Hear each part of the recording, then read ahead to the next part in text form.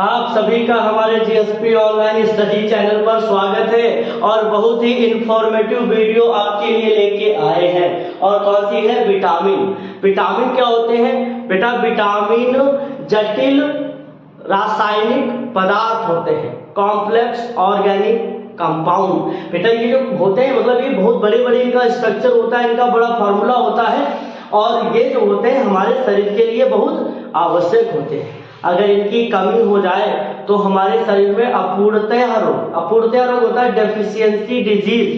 The deficiency of vitamin also causes to deficiency disease. मतलब ऐसा समझिए आप कि अगर हमारे शरीर में किसी भी विटामिन की कमी हो जाती है तो उससे रिलेटेड बीमारी हो जाती है, और जब वो विटामिन की मात्रा हमारे शरीर में पूरी हो जाएगी तो बीमारी ऑटोमेटिक खत्म भी हो जाएगी।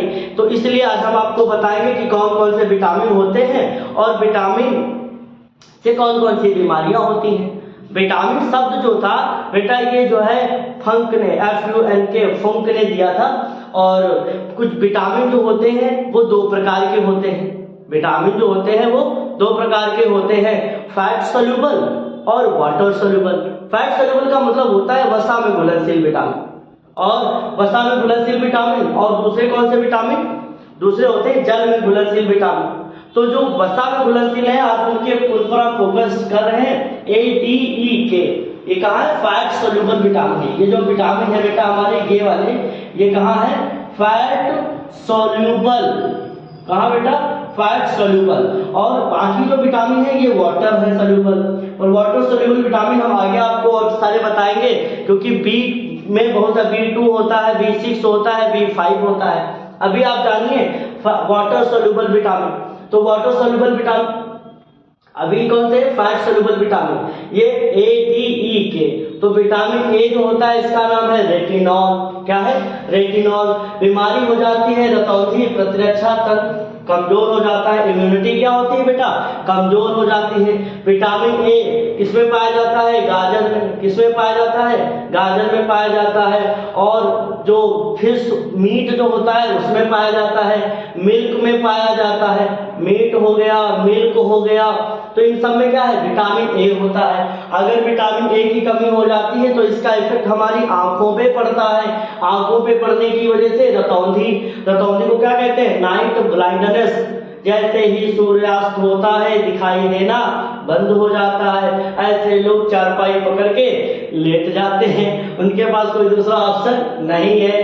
प्रतिरक्षा तंत्र का क्या? कमजोर हो जाना बेटा, कमजोर हो जाता है, वीकनेस आ जाती है उनके शरीर में, इम्यूनिटी कमजोर हो जाती है। बीमारियां जो भी होती हैं वो जल्दी जल्दी पकड़ते हैं शरीर को, संक्रमण रहते हैं, इन्फेक्शन क्रिएट होते रहते हैं।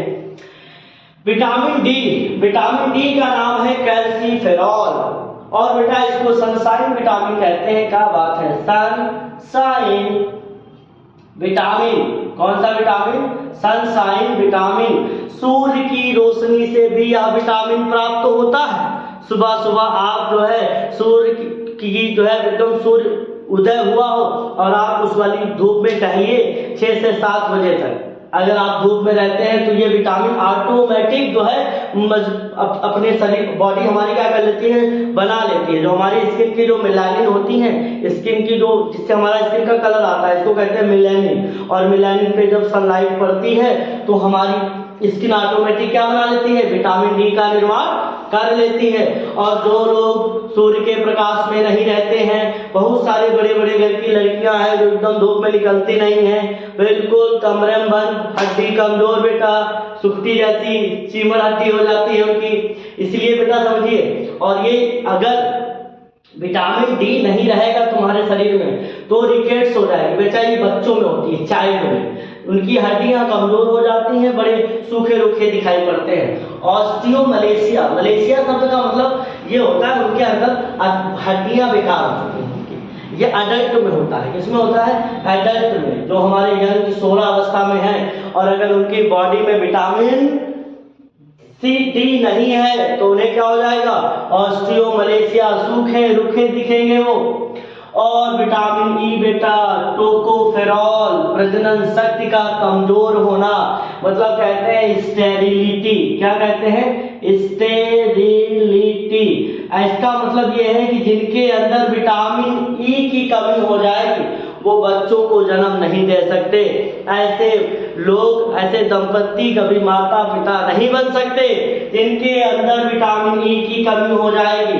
इसलिए विटामिन ई का अच्छा सर सोर्स जरूर बताते रहिए। तो बेटा यहाँ पर जो है विटामिन डी जो है सनलाइट से, मैंने बताया इसका एक तो बड़ा सोर्स ये है कि आप सूर्य का प्रकाश प्राप्त करिए। इसका बेटा इसमें जो है अंकुरित बीजों का सेवन करिए।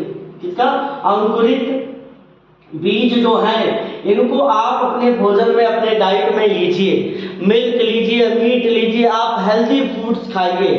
सड़क छाप भोजन मत करिए, ठेले पर खड़े होकर थोड़ा कम खाइए, टिक्की बतासे का स्वाद कम लीजिए। और क्या करिए? दूध लीजिए अच्छी, और ऐसे जर्म सीड लीजिए। क्या होते हैं? Germinating seed. ऐसे सीड जो जर्मिनेट कर रहे हो, जैसे चने को घर में जमा दिया जाता है, उनको खाने से प्रजनन शक्ति क्या होती है, रिप्रोडक्टिव पावर क्या होती है, बढ़ती है। उसके बाद विटामिन के, विटामिन के नेस्टोक्विनोन, रक्त का थक्का ना बनना। बेटा इसमें हेमरेज वाली कंडीशन आ जाती है। एक बार ब्लड अगर ब्लीडिंग होने लगी, खून बहने लगा, तो खून बराबर बहता रहेगा। इसीलिए इसका नाम विटामिन के नाम क्या है? नेस्टोक्विनोन। समस्या क्या है? रक्त का थक्का ना बनना। इसलिए विटामिन के लिए हरी सब्जियां, जिस पालक वालक वगैरह अच्छे से आप सेवन करते रहिए, जिससे आपकी बॉडी में विटामिन के की कमी ना हो पाए। फिर होता है विटामिन बी। विटामिन बी बेटा थायमीन, इसका रासायनिक नाम है। बीमारी बेरी का लक्षण होता है स्किन पे रेशेस आ जाते हैं, पूरी स्किन लाल हो जाती है और बहुत बुरा लगता है देखने में। इसलिए जरूरी है कि आप जूस वगैरह लेते रहें। बात समझिएगा, फैट वाली चीजें जो है फैट वाली चीजों में मिलेगी, और ये वाली चीजें कहाँ मिलेगी? जूस लीजिए, जितने सारे फ्रूट्स होते हैं उनका जूस लीजिए, और मीट लीजिए, एग लीजिए, और साथ ही साथ क्या है, और जितने लोग भाई मांसाहार करते हैं वो सब ले सकते हैं। शाकाहारी वाले अपना जूस से काम चलाएं और रेगुलर डाइट लें, अच्छे से भोजन करें। और बेटा जो विटामिन सी है, स्कार्बिक एसिड, आंवला बहुत बढ़िया सोर्स है इसका। बेटा आंवले के अंदर इसका स्कार्बिक एसिड पाया जाता है, विटामिन सी, स्कार्बिक एसिड। और स्कार्बिक एसिड में क्या होता है? मसूड़ों का फूलना, गम्स जो होते हैं, तो दो दांतों के बीच से जगह होती है, यहाँ से ब्लीडिंग होने लगती है, दांत वो सब बहुत खराब हो जाते हैं, दांतों से बदबू आना। कहने का मतलब होता है अगर आपको फिट रहना है और फाइट रहना है और एकदम ताकतवर रहना है तो इन विटामिन को लेते रहना है। जितना बढ़िया विटामिन लोगे उतना बढ़िया तुम्हारी बॉडी की मेटाबॉलिज्म